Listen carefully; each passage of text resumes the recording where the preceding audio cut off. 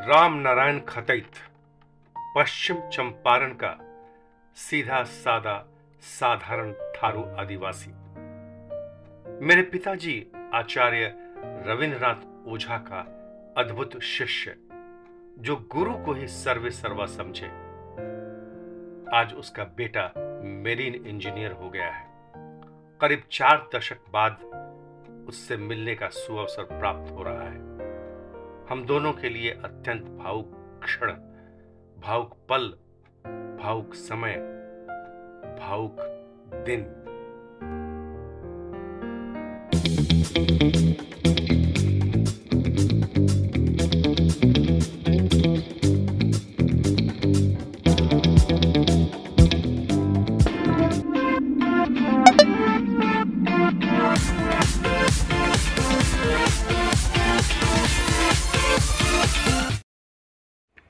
ये राम नारायण जी हैं और आज इनसे मुलाकात हो रही है। मुझे बहुत खुशी हो रही है। बकरी बाजार में मैं हूँ और इनको मालूम हुआ, मैंने कहीं चर्चा की थी, उसके बाद इनको मालूम हुआ तो ये मुझसे मिलने चले आए। क्यों मिलने चले आए? क्योंकि मेरे पिताजी प्रोफेसर रविंद्रनाथ ओझा, जो चंपारण विभूति रहे हैं और बिहार सरकार से उनको सम्मानित किया गया था, और एमजे कॉलेज बेतिया में अंग्रेजी के विभागाध्यक्ष थे, उनके ये शिष्य हैं और इसलिए ये मेरे लिए भाई हैं। हम उनके गुरु भाई हैं और ये मेरे भाई हैं। और थारू पर तो मैंने पूरा पीएचडी किया हुआ, रिसर्च किया। 35 वर्षों से मैं थारू क्षेत्र में रह के काम कर रहा हूँ और जुड़ा हुआ हूँ आज। हाँ, एक बात ये भी बता दें कि प्रोफेसर रविंद्रनाथ ओझा ने अपनी किताब में राम नारायण के बारे में एक बड़ा ही भावुक लेख लिखा है और मैं अब राम नारायण जी से जानना चाहूंगा कि प्रोफेसर रविंद्रनाथ ओझा जी के बारे में इनके क्या विचार हैं और कैसे ये उनसे मिले और क्या हुआ। मैं परसौनी के राम नारायण खतैत हूँ और मुझसे मैं एमजे कॉलेज में अपना नामांकन कराया और उस समय मुझे लगन थी कि मैं अंग्रेजी से ही पढ़ूं, तो मैंने उनसे रविंद्रनाथ ओझा, जो अंग्रेजी के अध्यक्ष थे, उनसे मैंने कहा तो वे कहे कि तुम बहुत कमज़ोर हो, तुम्हारा वेश ठीक नहीं है, मत पढ़ो। तो मैंने कहा कि नहीं सर, मैं अंग्रेजी से ही पढ़ना चाहता हूँ। तो ठीक, उन्होंने मुझको अपने इंग्लिश में अपना मेरा नाम एडमिशन कर लिया, लेकिन पढ़ाई तो किया मैंने, लेकिन इंग्लिश सिक्योर, ऑनर्स नहीं सिक्योर किया। लेकिन हमको पास कोर्स से मैं निकल गया और उनसे मैं इस तरह से मैं उनसे बहुत नज़दीक में आ गया हूँ। और उनके लड़के अजय कुमार ओझा हैं, ये हमसे पूछ रहे हैं मेरे विषय में और उनके अपने पापा जी के विषय में पूछ रहे हैं, तो मैं यही सब बता रहा हूँ। अच्छा राम नारायण जी, मुझे मालूम हुआ, ज्ञात हुआ कि आपका बच्चा, देखिए एक पढ़ा लिखा आदमी जब हो जाता है तो उसके घर में कैसे परिवर्तन होता है जी। तो आपका बच्चा जो है वो मेरीन इंजीनियर है ना? और ये देखिए आप साथ में उनके आए हुए हैं। तुम्हारा नाम क्या है बाबू? जी, मेरा नाम विद्यासागर खतैत है। विद्यासागर खतैत है। आपको सर्वप्रथम प्रेरणा किससे मिली कि हमको आगे बढ़ना है और आगे अच्छा करना है? सर्वप्रथम तो बचपन से ही मुझे ये सिखाया गया था कि आपको जॉब ही करना है। किसने? पिताजी ने? पिताजी ने, घर वालों ने यही प्रेरणा दी कि हमको जॉब ही करना है और आगे बढ़ना है, अपने फैमिली को आगे पुश करना है। तो ये कैसे मेरीन इंजीनियर में कैसे चलेगा?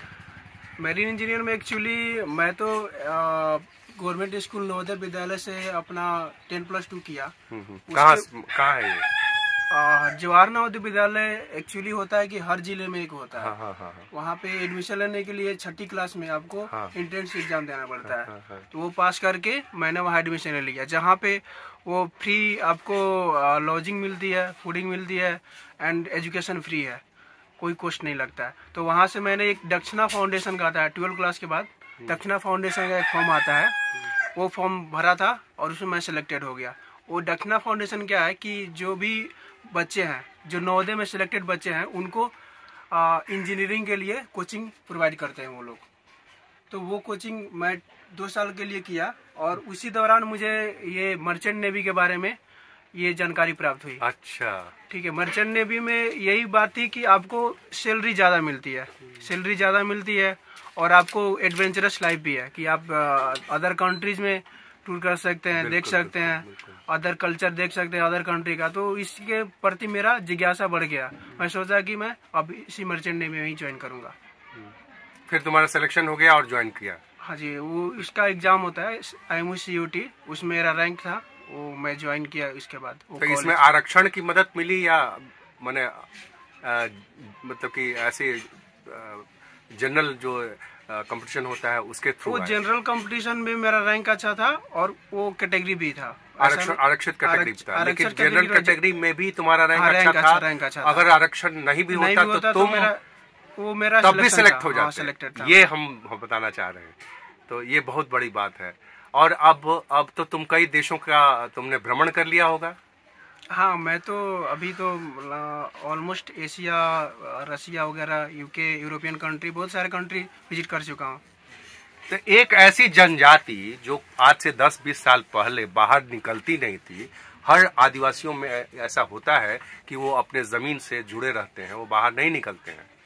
लेकिन धीरे धीरे सब निकलने लगे हैं। यहाँ तो बिल्कुल माने ये इलाका पूरा अलग थलग था, क्योंकि यहाँ रेलवे की भी सुविधा नहीं थी। अब तो यहाँ से आप कहीं भी जा सकते हैं, नरकटियागंज से, बगहा से, देश के किसी कोने में जा सकते हैं।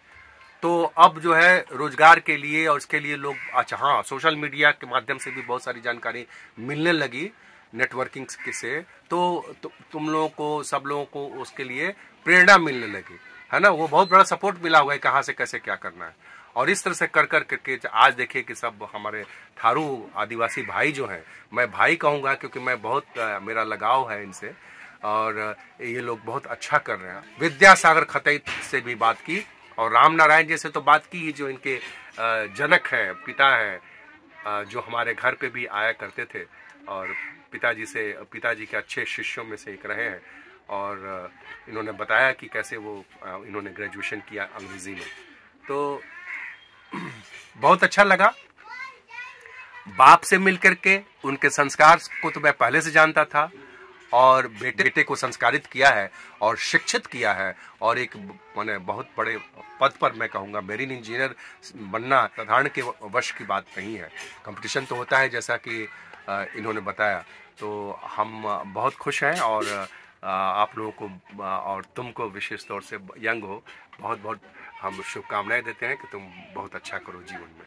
धन्यवाद। धन्यवाद, धन्यवाद, प्रणाम राम नारायण जी। राम नारायण जैसा लड़का अब कहाँ मिलेगा? ऐसा अंधविश्वासी गुरु भक्त जो केवल गुरु को ही सर्वे सर्वा समझे। आचार्य रविन्द्रनाथ ओझा की पुस्तक शिवम सुंदरम से उद्धृत।